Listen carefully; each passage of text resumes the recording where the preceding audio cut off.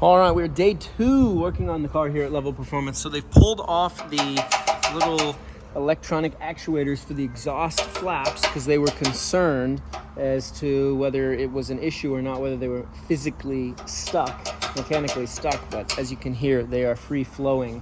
So they're going to clean those and put them back on in some sort of way.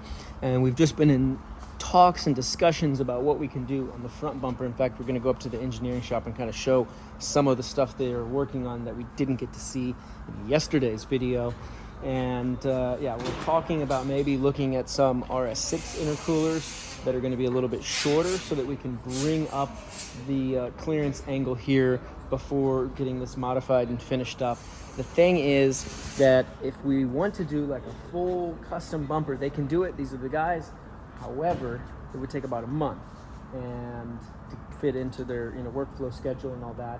And unfortunately, well, or fortunately, however you want to look at it, I've got a tour in Turkmenistan, so I need to be at the end of this month on the 31st, which is however many days away. Today is March 18th. So by the 31st, I need to be meeting up with Sinclair in Kazakhstan to then go down to Turkmenistan. So we don't exactly have that timing, but hopefully we can do something on this to at least bring it up a little bit, get it better protected, and then I'll get on the road. And then maybe somewhere in Malaysia I can do like a full design on this with maybe the Cayenne guys, or who knows who else pops up along the way, where I'll have a little bit more time to mess with it.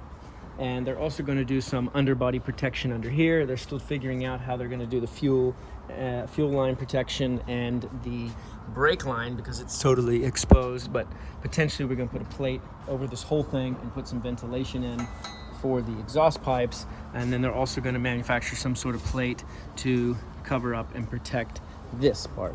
Now let's go upstairs. And this guy's actually from Turkmenistan, so hello. We're going to be visiting his country soon. And yeah, we're going to go upstairs and check out some of the cool things they're doing in the engineering department. I didn't realize when these guys popped out and reached out on Instagram that, which, by the way, that's why Instagram is so great, is literally you can connect with anyone, anywhere in the world with similar interests, just sending a DM. So they are working on some really cool stuff here in the engineering shop. The guys are at lunch right now, but I just wanted to show what we didn't really get to see yesterday. So in this room, they have all sorts of 3D printers. And what they're doing is 3D printing all of their parts to make sure it fits in the engines when they're modifying them. So here we have a full Garrett turbocharger that they've 3D printed. And they've 3D printed all of these intake manifolds, all of the exhaust manifolds with the perfect back pressure that they've designed on CAD programs. And here's actually the upgraded style of Urus intercooler that they've made. And yeah, they really go to an extensive level to put, even just the designs on this whole manifold there. Hello. Hi. And this is even 3D printed as well with some sort of stainless steel. And on the internal side of it, they've added this kind of golf ball style texture, which supposedly helps with the flow of the exhaust through. These are going to be hood exhausts for the RS6. And it's got this spacing here because they're working on different ways of cooling the entire air in the engine space by letting it suck out with the exhaust. Another thing that was cool that they made is they had this part in here 3D printed, this metal part, and then they machine it down. But to machine it down, they clamp it into the vise and machine it down. So it's cool. They can print all of these mounts to be able to do all that. The other thing that they showed me, which I think was over here somewhere,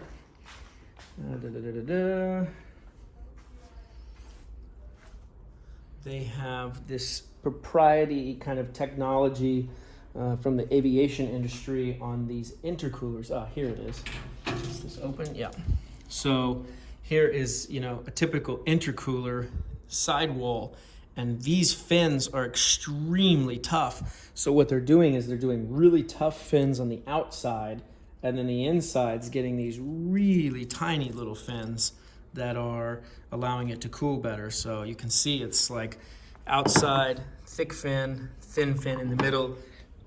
If you've looked at the spread of an intercooler, you can see that this is not a typical design. So that's something definitely very different. They're titanium 3D printing, little paddle shifters, which they test. This is one they tested to the braking limit. And they had over here, just lying around, like an upgraded, beefed up Urus intercooler that, where did you guys have that intercooler for the Urus? It was over here somewhere. That intercooler, the heavy duty one. It's somewhere else? Yeah. Okay.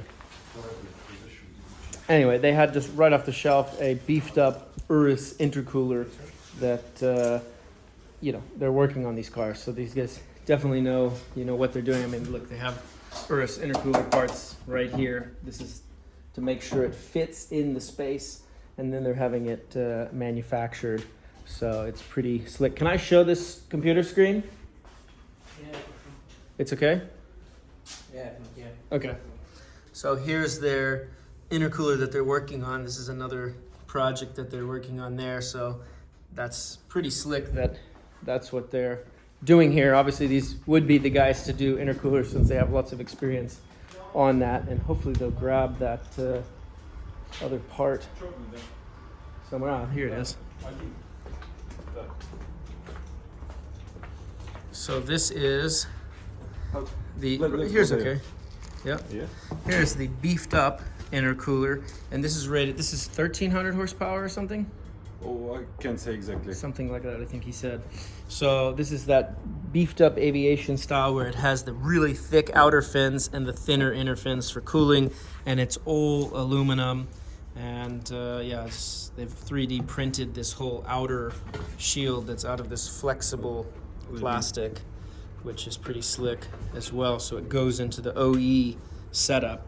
Obviously, this one's too tall for me, but if they've already been doing, thank you very much, flow testing for the upgraded Urus, they know all of the tolerances for this. So what they've said is the intercooler setup that's on this car is actually at the minimum threshold of cooling for the engine. So if we reduce any cooling any further, we're going to have potentially issues with the engine.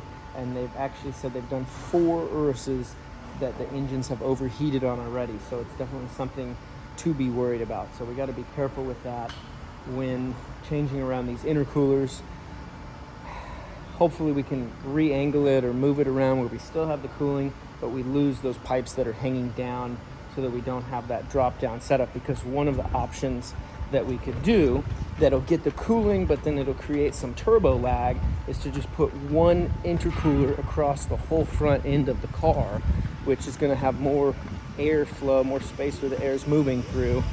But it might be just what we have to do. And then we also, look, they're taking some fluid out now. So this is the transmission fluid, yeah? Yeah. How does it look, in your professional opinion?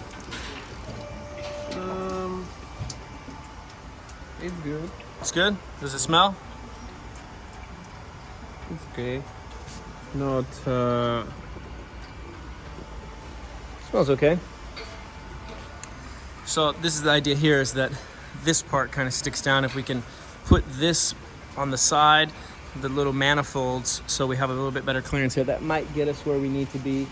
The other thing they talked about is if I spent the time, they could take this, delete it, put it in the front as a big long intercooler, big long radiator, and move it out, because the Urus has 2 radiators, one on each side, that keeps the engine cooling going. So they're taking all of these samples and they're going to ship it off to the lab. So they've sampled all of the fluid to see where things are at, to see what sorts of signs of wear or damage might be existent. There is, I think, some pretty extensive scraping you can see on here from the off-road, but everything else seems to be looking good. So anyway, we're going to let them finish draining down all the fluids, start manufacturing some underbody protection there, and we're going to make a decision on what we do regarding this whole front bumper thing, which has become a bit of a deja vu situation. So yeah, we will circle back with y'all later. Make sure to hit the like and subscribe down below, and let me know if you guys like these just quick update POVs, unedited, that are just raw, showing what's happening on the ground here from Russia.